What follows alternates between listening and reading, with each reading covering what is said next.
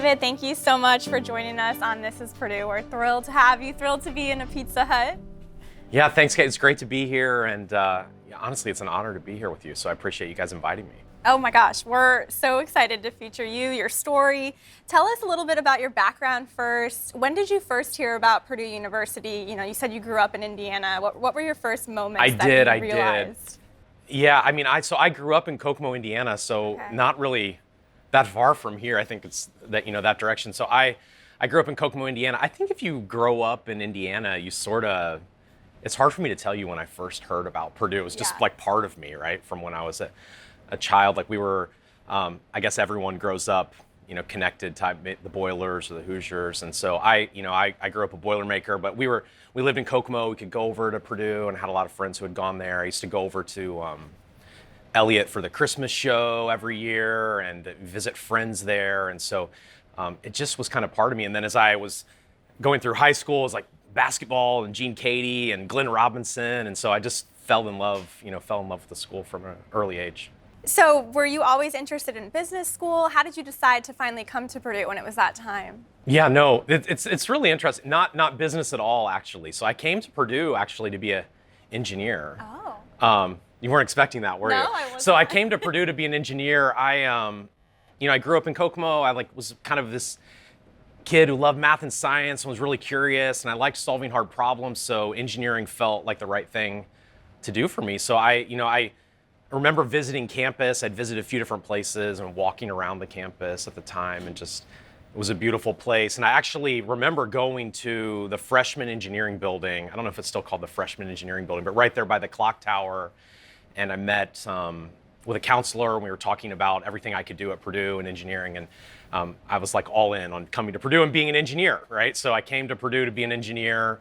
And, it was my process at Purdue that frankly got me interested in business. So through that process, and I was interning in the automotive industry and doing some different things. After a couple years of engineering, I actually came back to Purdue and decided, I actually think I want to do like a business role. And I remember thinking, oh man, I'm going to change my major and how's this all going to work? And but I went into the business school and then ultimately graduated with a degree from Krannert and some focus on finance and marketing. And so that's what I've been doing, but was not the plan when I started. And I honestly, I should say, it's one of the things I felt really blessed as I was at Purdue was just like the people and the way that they invested in me. And it was such a big place, but I felt really cared for. And I was able actually to just pivot from being in engineering and getting an amazing education in engineering to getting an amazing education in business all in the same place. And I felt really blessed and lucky to be able to do that. Yeah, absolutely. I know Purdue's a big place, but we always hear from guests that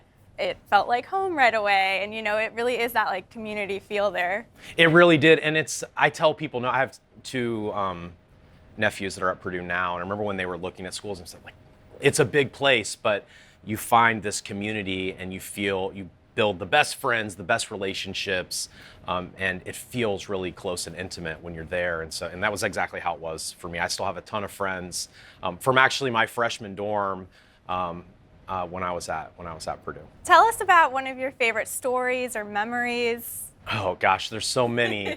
There's a few. I mean, so sports were big for me when I was there, right? I was at Purdue during like Drew Brees. I don't think I realized how lucky I was at that point in time, right? So I was like, we always win. Like we were winning and like going to bowl games every year. And I have this memory of, I don't know what year it was. Must have been 99 or 2000, but I can just remember being in the student section at Ross-Ade and we were playing Ohio State and it was like we were coming back and Drew Brees throwing it deep to Seth Morales, I'm not sure.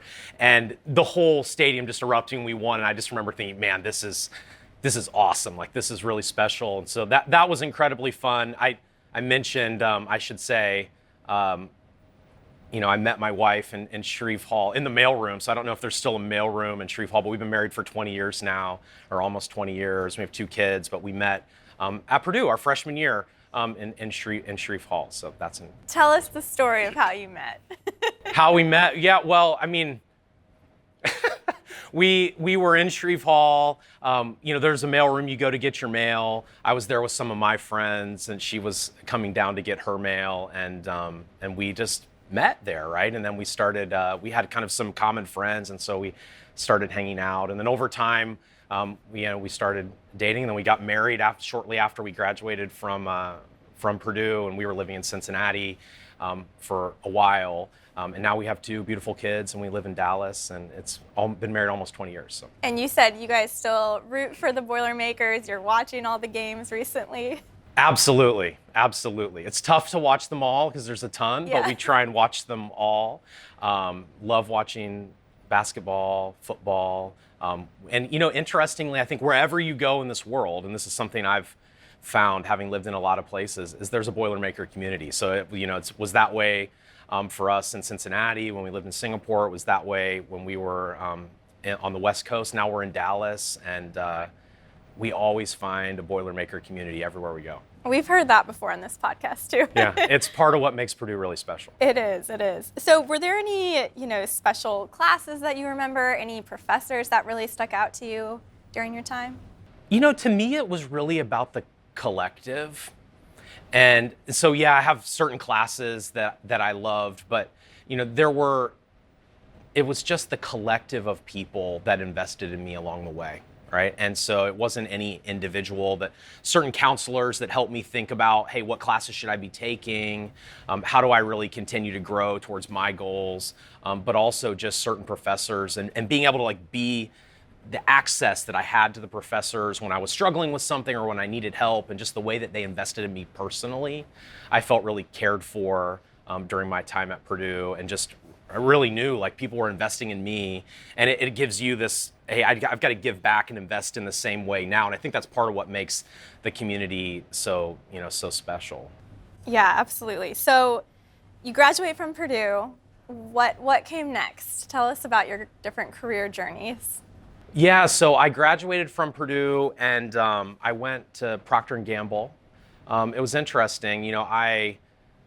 I think I said earlier I had this natural curiosity. It's probably why I went to be in engineering in the first place. I loved hard problems, and I was curious, and I wanted to solve problems. But then I really loved kind of the people side of what I was able to do through Krannert. And so I met some folks on campus actually who were recruiting from Procter & Gamble. And I was looking, most of them had graduated from Purdue, and I was looking at what they were doing, and I'm like, man, that's interesting. I want to do that. I think that would be really fun. And so, luckily I was able to get a job at Procter & Gamble. So I went there, and I started really in a role where I was focused on understanding customers and why do customers do what they do, and then how do we build brands and solve problems for them, which was incredibly fun, and it was a great time. So you transitioned into the restaurant world. Were you always interested in the food and dining experience? What led to that? Yeah, well, look, I think everybody loves food, right? I love food. We're in a restaurant. Think about I'm blessed to sell pizza. When you talk to people, I tell people, hey, I sell pizza. My I have a 11-year-old daughter, and her friends come over, and they think that that I work at pizza is the coolest thing, and we talk about new pizzas that could come out. So everybody loves food, and I'm no different. I love cooking. I have a bad habit of collecting cookbooks and reading them like real books. I think my wife would like me to have a few less cookbooks. But I really, for me, I had been at Procter & Gamble for a while. I was starting to think about doing something different, and this opportunity came up back in the Midwest. At KFC, which is this iconic brand that I had grown up with, and it was this opportunity to go reimagine this brand. I just thought that sounds cool. That's really fun, and I love food. Let's go for it.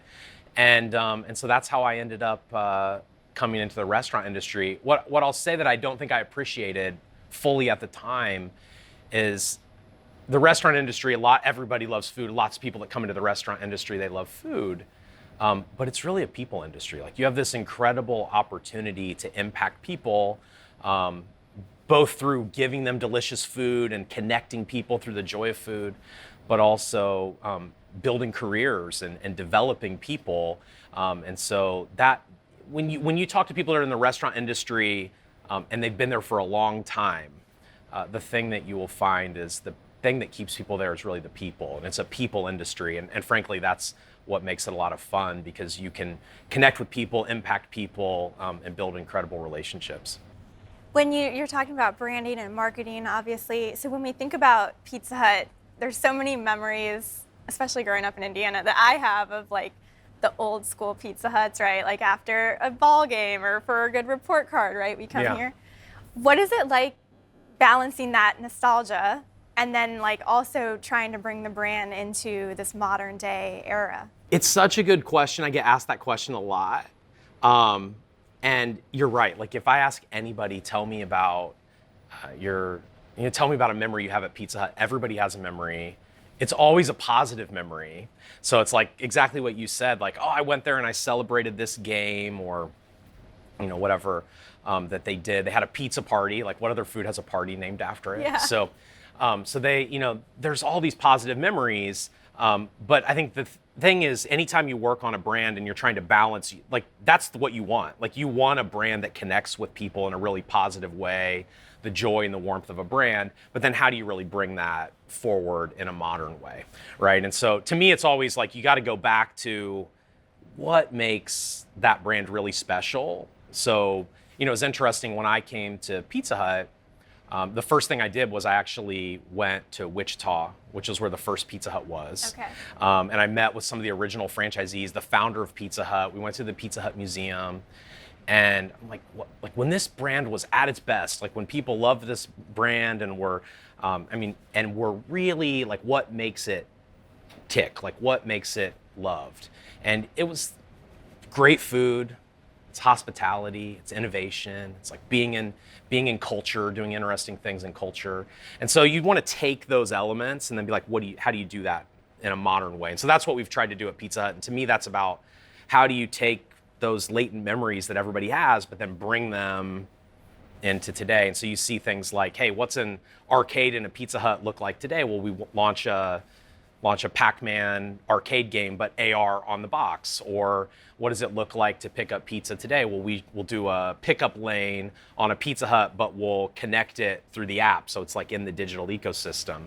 So to me, that's all about how do you just take the things that make it really special, that make people love it, but make sure that those are really relevant and modern today. So pizza places are kind of interesting too, because you get to come in here and eat with your family and enjoy it, but then you also have the delivery component, the new digital age of ordering on your phone, ordering on your laptop. What was it like during the pandemic when those, the delivery, everyone wanted delivery, we weren't sure if it was safe to go out and, grab it ourselves. What was that like navigating that time? It was tough. Yeah. I think it was tough, and I'm really proud of the team and the way they stepped up, both in our restaurants and our team of operators and people back at our core, because people really came together. And I think what's important, all of a sudden you've got an incredible amount of demand, but also a lot of uncertainty, right? About like, is it safe, and can I interact with another person? And in any time that I think you go through a crisis, you just have to have a really clear compass on like what it is that's going to guide your decision making, and then you've got to run at that, right? And so for us, it was, you talked about safety, it was all about safety, right? And how do we keep our team members safe, and how do we make sure that we're delivering safe food, and how do we make sure that our customers are safe? And so, we really focused on that, right? And how do we change our operational procedures at the stores? Because we have over 100,000 people working in Pizza Huts all over the U.S. How do we change the way we operate at the store so that we can keep people safe? The team really came together quickly and said, people are concerned about interacting with customers and drivers, so let's build this contactless delivery so that people can feel safe and can get food. Because what was really apparent during that time is we played a really important role. Like people didn't feel safe, they wanted to get food, and you have a lot of joy and comfort that comes from pizza. And so we have an opportunity to serve the communities that we're in, but we've got to do that in a way that makes everyone feel comfortable and makes everyone feel safe. And so innovation plays a big role in that. Actually, something we did during the pandemic that was really fun is we actually had a team member who worked in a restaurant. He was a delivery driver in Seattle or in Washington. He wrote this letter called Proud to Serve. And it was really all about, I'm proud to serve my local community and the role that he can play, the big role that he can play in serving his community during the pandemic. And so we turned that actually into an ad during, I think, in the middle of 2020 and ran it. And it was really just, it was a different ad than what we would have normally run, but it was really all about saying thank you to our team members because they were playing such a critical role out on the front lines serving their communities. But it was really it was tough, but it's like those times where you see the power of a team coming together and like what they can do. And so it was a really special time as well. And when you think back on your career, and especially with the Pizza Hut brand, is there a favorite ad that you've worked on that's like super memorable to you? Yeah, it's like asking me to pick a favorite child. Sure. So I've been really blessed to work on a lot of amazing brands. I love some of the Kernel work we did at KFC. I think that was really fun. We did a really fun launch of chicken and waffles, which was a Kernel ad that riffed on Dirty Dancing, and that was really fun. It had an impact on the business too. Yeah. I got to launch my first Super Bowl ad when I was at KFC, which was really fun. Yeah. More stressful than I thought it would be, but really fun. But frankly, like I'm really proud of the work that the team has done on Pizza Hut over the last couple years. Like the team has really like taken all of the things that make Pizza Hut special that you see in this restaurant or any restaurant. We all think about the red roof and No One Out Pizza's the Hut and just the experience of Pizza Hut, and put it all on the screen kind of with the joy and warmth of the brand. And that's continuing to evolve as we go forward. And I think that's like my experience has been in any marketing campaign that you do, you kind of land this core idea and then you kind of build from there. And that's what I'm seeing with that Pizza Hut campaign, is it's moving in a really exciting way that takes everything that's special about Pizza Hut, but puts it in a really modern setting. So I'm really proud of that work, and I'm excited to see where it goes next, to be honest. And I know a lot of people think The Office is one of the most iconic TV shows of all time. And you guys are using Craig Robinson in your ads. How did that idea come up? I'm sure you were a part of that? Yeah, I mean, so Craig, which is just, he's a great guy and really fun to work with. It's a funny story about how that came about. We were thinking about like what we want to create a marketing campaign that like really celebrates that joy that you feel when you get pizza, right? And we wanted to bring all the things onto the screen that were special about Pizza Hut, so that you would know it was a Pizza Hut ad. And so, when the agency wrote the campaign, and we were looking at different campaigns, we had this campaign we called The Spirit of the Hut, which was what ultimately became the campaign you're talking about. And we were looking at that campaign, and we're like, hey, we need the central character. We need somebody like a Craig Robinson-like character. And I remember that conversation. And then someone said, like, why don't we just get Craig Robinson? Yeah. And so and then he was interested. And so that's how it came. But really it was about him and who he was, and the joy and the warmth and the fun that he brings to everything that he does. And the fact that he could represent that on screen for Pizza Hut is how that came about. But and then it's been great. He's been really fun to work with through that whole campaign. Looking back, how has your time at Purdue prepared you to, to be able to become the president of Pizza Hut? What are the skills and things that you've learned along the way that you would credit back to Purdue? Yeah, I mean, I will tell you that I think when you're at Purdue, and I mentioned earlier, just the investment that you feel in you, right? And I felt that very clearly. I felt really cared for as I was it was like I was growing up and like figuring out what I wanted to do. I could feel people investing in me and helping steer me through that. And that's like a critical skill, right? Of like, how do you do that? And how do you coach and develop people in any role that you're in, whether that's in business or something else. And so, obviously that is there. I will tell you, Purdue was hard. Yeah. So it was hard. And I think I learned a lot about work ethic and dealing with adversity and realizing at Purdue that like if you really focus and you know what you're going after and you're focused on an endpoint and you create some discipline around that, that you can do incredible things, right? And so, and I really learned a lot about dealing with adversity there. And, you know, I come now like into any business setting, there's very few things that we do that make a huge difference that are easy, right? They're hard, and things are hard before you start to really see the reward and that they start to get easier. And so I credit Purdue for a lot of that, like really giving me the knowledge and understanding that with perseverance and with really discipline, you can move through adversity and achieve incredible things, right? And so that, you know, those are probably a couple. And I've read a couple articles where you've said, I really enjoy solving tough problems. Is there anything, any particular problem that you've solved throughout your career that you would want to share?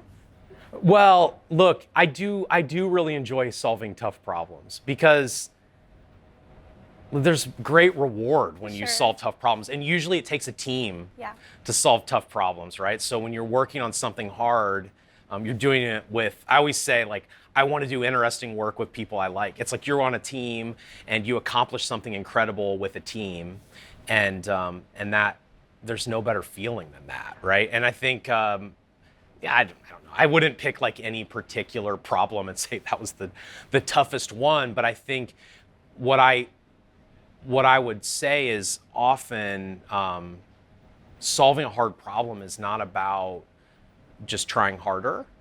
It's about being able to pull back and look at the problem really differently. And so whether that's like, hey, I need to do a transformation of our technology, or I need to change a brand, or I need and like change the way that we show up in the world, all of those things are about like, how do we approach this problem really, really differently, and think differently. And so to me, that's what's fun about it, is like often it's not about trying harder, it's about pulling back and creative, innovative solutions with a team to solve really big problems. And when you can do that, the rewards are really fun and incredible.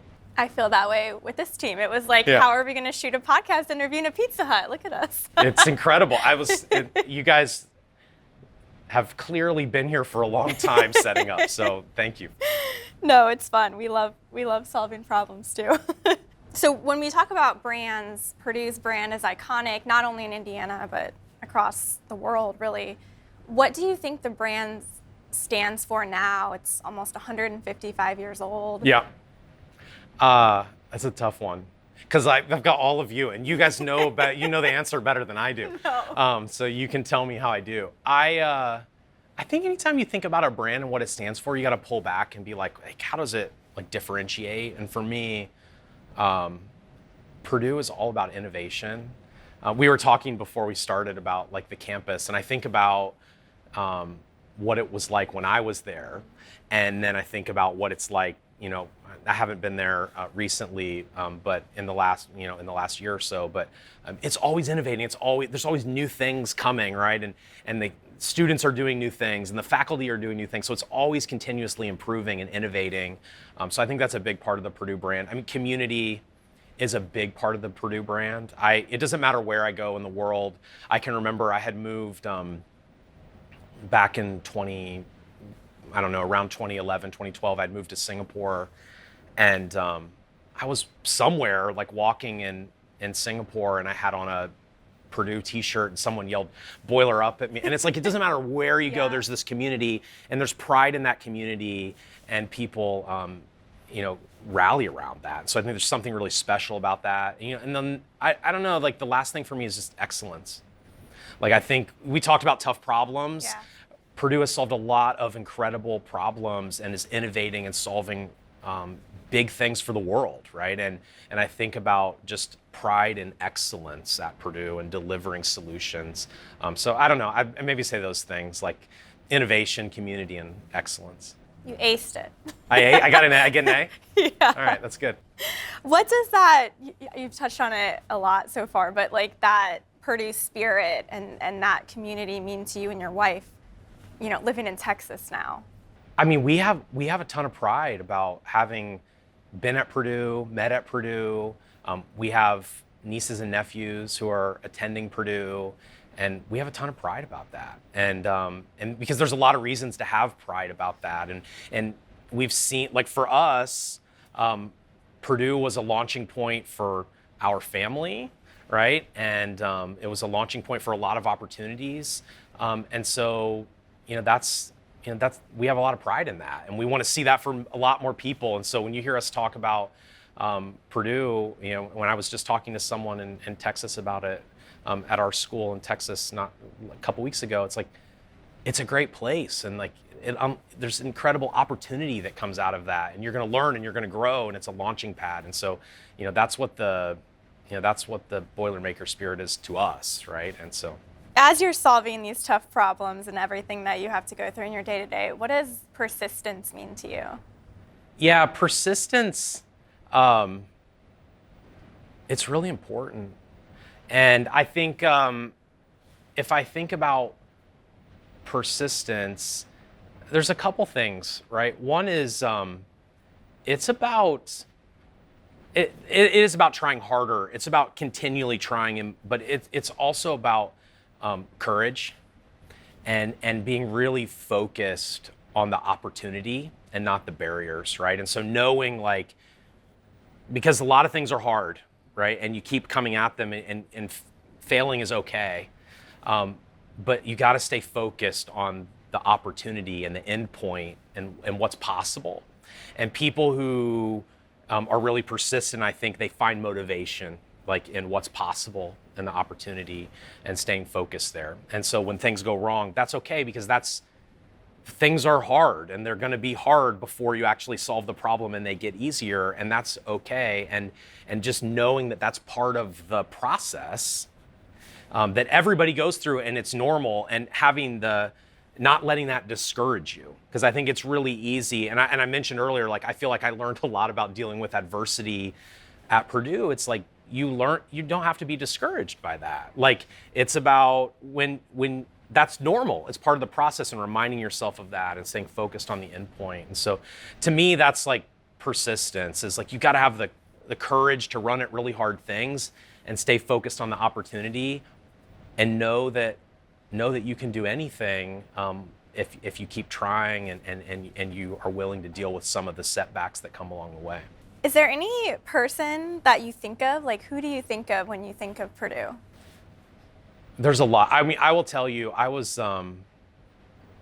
felt really blessed. I got to meet Neil Armstrong when I was at Purdue, and he kind of encompasses just Purdue for me. It's like I said earlier, this idea of just excellence. And I remember thinking, like, man, this guy stood on the moon. Yeah. And but I think that he just jumps off the page for me of like what the Purdue brand is, of excellence. And he was always coming back to Purdue and investing in Purdue, but then also just having the courage and the persistence to do something absolutely incredible.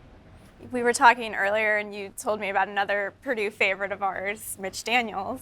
Yeah. Tell us about your time within Old Masters and your experience with him. I was in Old Masters, and Mitch Daniels was part of our Old Masters class, and so he would not remember me, but I remember him. But yeah, it's just incredible. Like, I loved Old Masters. It was really something I got to do. I would encourage anybody, like, hey, you have all these opportunities at Purdue, use them, take them. The world's really small. You're going to be surprised, like all these people, where they show up again in your life. But yeah, Mitch Daniels was in our Old Masters class, and I got to spend some time with him. And then to see, and I think at the time he was working at Eli Lilly, and then to see him become the president of the university was just really, really cool, right? Is there anything else that you think of, as you're in Texas, as you're representing Pizza Hut? Like, why are you proud to be a Boilermaker? Why am I proud to be a Boilermaker? I mean, it's a lot of things I've already said. I think it's an incredible place that prepares incredible leaders. And you look at the types of things that have been accomplished by Boilermakers all over the world. To be able to be a part of that community is really a privilege, right? And so it's not about being in Texas. I think it's about being anywhere. Yeah. But you think about, I'm part of an incredible community that's done incredible things. How can I contribute to that community as well. Absolutely. Okay, so we have to ask, what is your go-to Pizza Hut order? My go-to, we have to make some pizzas before we leave here. We're gonna all eat before we get out of here. My go-to Pizza Hut order is a thin and crispy pizza with pepperoni and jalapenos. Oh. And I like extra cheese on it too, but you got to eat it right out of the oven. So that's why we have to make it, and then Okay. we're going to eat it right when it comes out. It's the best. That's amazing. Is there anything else I missed that you want to share with our listeners? No, just, thank you so much. It's a privilege to be here, and I love that we get a chance to spend some time together. And it's an absolute privilege to be part of the Boilermaker community. There is incredible opportunity out there. So let's, all keep dreaming big and doing big things. And, a lot of people have invested in me over the years. And so I just want to say, a big thanks to all the Boilermakers who have invested in me along the way. And hopefully, I can give that gift back as well. Amazing.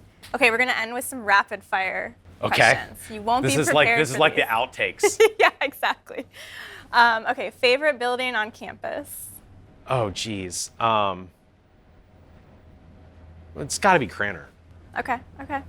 Do you have any favorite restaurants or snacks that you used to eat at Purdue that bring back nostalgia? Harry's, absolutely. Yeah. That's I'll okay. just stop there. I'll just stop there. You can expand if you want, but that's a good short answer. Yeah. Oh. Cheeseburger at Harry's. Okay. Yeah. Okay. You already said Neil Armstrong's your favorite Boilermaker. Maybe Drew Brees too. He made my college much better. Okay. What would you say your next giant leap is? My next giant leap? Hey, it's all about Pizza Hut.